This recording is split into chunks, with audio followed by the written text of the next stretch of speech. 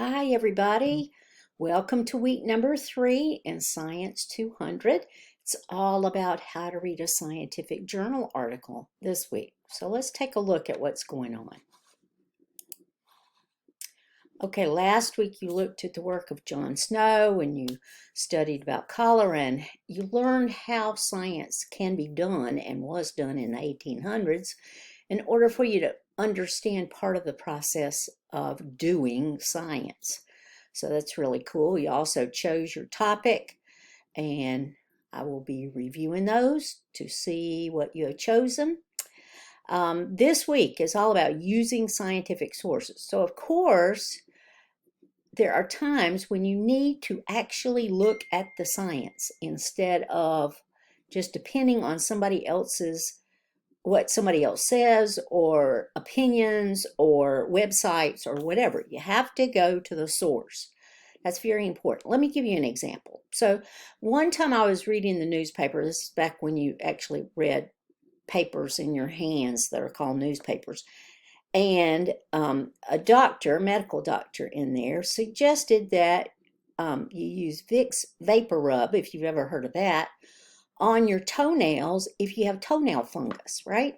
So I thought to myself, that's interesting. I wonder what are the ingredients in Vicks Vapor Rub, and I wonder if those ingredients are antifungal. So I looked up the ingredients, first of all, and there's camphor and there's menthol. So then I went to the scientific literature and I looked for the effects of camphor and menthol on fungi, fungal growth.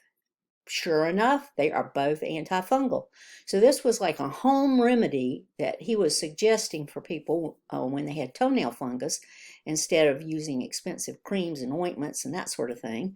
And it really should work. So I went to the science to see if that would work. So that's what I'm talking about this week, and that's what you will be doing.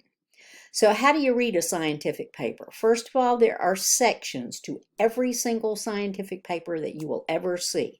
The most important one for you is the abstract, because that is an overview of the paper itself. It will tell you everything you need to know about what is in that paper.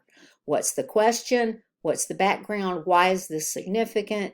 How it was tested, the test results, what the results mean, and the conclusion.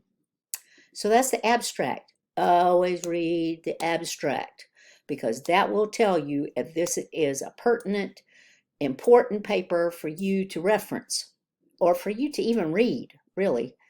So take a look at the sections of a scientific paper and figure out what they all mean, and you will as you move through the textbook. Like, what is an introduction? It gives you all the background information. It tells you the question that's going to be asked, and it gives you the method, like just the general method, how this is going to be answered. The methods section is how the experiments were done. And why is that important? Because you have to be able to express to someone how you did these experiments so that they can do them, they can replicate these experiments if they want to. Then there's the results section. What kind of results did you get? You never put raw data in there. Everything is always compiled. You make graphs and tables to represent your data to your reader. Then in the discussion section, you talk about what these results mean. Do they answer your question? Do they answer the question in the way that you thought the answer was going to be given? And then you have conclusions. Usually in a scientific paper, conclusions are not separate from the discussion. But anyway, the conclusion is, well, what did you figure out from all this work that you did? And of course, you have a reference section, which you can also use if you're interested in the subject to help you understand more about your background information. So every section in a scientific paper has a purpose, and you need to know what they are so that you go to the right section to help you. All right, then you're going to figure out whether a source is credible and or relevant. Now, the textbook says that you figure out which sources are credible first. No. figure out the relevant ones first. So is it answering the question that you have? Is it answering some part of the question that you have? That's relevancy, right? Does it pertain to your question? And then you look to see if it's credible. Well, how do you figure that out? You look at the authors, first of all. You look at where they're from. You look at their universities or wherever it is they're from. Maybe they're working for a company. Now, if they're working for a company, you can bet that they're publishing results because they're getting favorable results for whatever their question is in the setting of this company that they're working for. So you have to look at that. Now, all scientists are not honest. I will tell you that. Scientists are human beings, and there have been all kinds of cases of dishonest scientists out there. One has to do with shots that you get in your arm for measles, mumps, and rubella, and connecting that sort of a shot that you get in your arm to health issues. And I can't reference all of that because my YouTube video will get knocked down and flagged because of it. So anyway, you get what I mean. So credibility is terribly important. And really, as a scientist, that's what you have. You have your credibility, and you're not making gazillions of dollars being a scientist, but you have your credibility. So you want that. You always look to see who paid for the research. When you submit a scientific article for a journal, for journal publication, you always have to fill in information about who paid for the research.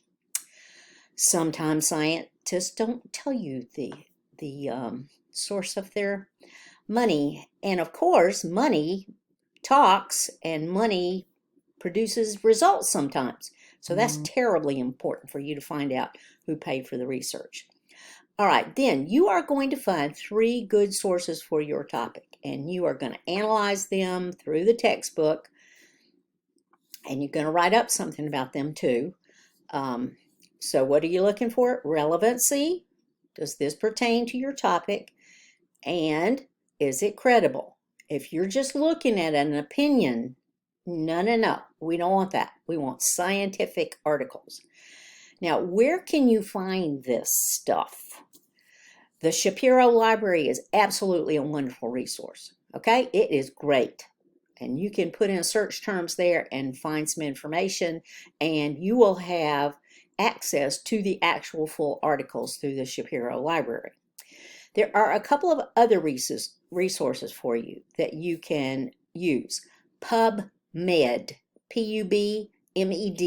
That is a gigantic database full of scientific articles. So look at that. Also, through Google. Now, I don't mean just do a Google search because, oh my goodness, are you going to come up with a lot of stuff? Nope. Google Scholar. Google Scholar is a huge database full of scientific articles. So look there too. If you're not finding exactly what you want in Shapiro Library, then use one of the others. And Google Scholar is wonderful. I am not kidding. It is a wonderful resource for finding scientific journal articles. Okay, we also need to mention plagiarism issues. So representing somebody else's work as your own is plagiarism. And really that even counts as some of your work that you have done in a previous term. So watch out for that. Read through that section. It is very important. It is very important that you cite your sources in the body of your work and also in the reference list at the end of your work. And you will be turning those in throughout this whole term having to do with your project.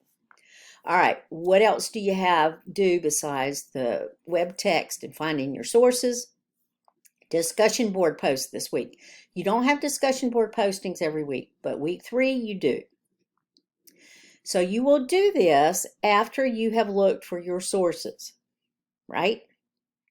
So you will have to have already looked for your 3 sources through the Shapiro Library, PubMed, Google Scholar, wherever.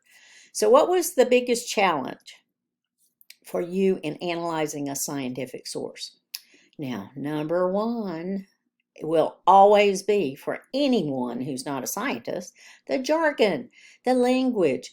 Oh my goodness, there are whole separate languages, which is crazy to think about, for any of these disciplines. I'm not kidding. So you're going to have to look up terms so that you can figure out what all this stuff means. So that's number one. But you will find that you have other challenges too. How did you overcome this? Like I just said with the jargon, you're going to have to look up terms to understand what they mean and use examples, at least 2 of them, in what you found, what were your stumbling blocks when you looked up your sources. You also, and this is due by Thursday evening before midnight. Your 2 response posts to 2 of your classmates will be to compare their challenges to your challenges when they were looking for a scientific source. Were your challenges similar? Were they different? Did you come across some other issues that you had? And then share tips for analyzing scientific sources. Any tips that you have, because that will help all of us. Okay, so that's what you've got to do this week. Tip of the week, use what you learned in the textbook to help you answer the discussion board questions. Yep, I just mentioned that. So do that, because you need to do that textbook work before you even make your initial post by Thursday night. So do that and follow directions for completing your assignments. If you don't give me examples, I have to take off points. So make sure you follow the rubric and the guidelines for every single assignment in this course, because I have to grade based on what you turned in, depending on what the instructions were. All right, so I hope that you have a wonderful week 3. And if you need anything, please let me know. m.sigmon@snhu.edu. I'm here for you. I'll help you any way that I can. If you're having some issues and you're having to turn in stuff late, please just let me know. That's all I need, and then we can work out something. Okay? All right, with that being said, have a wonderful week number 3.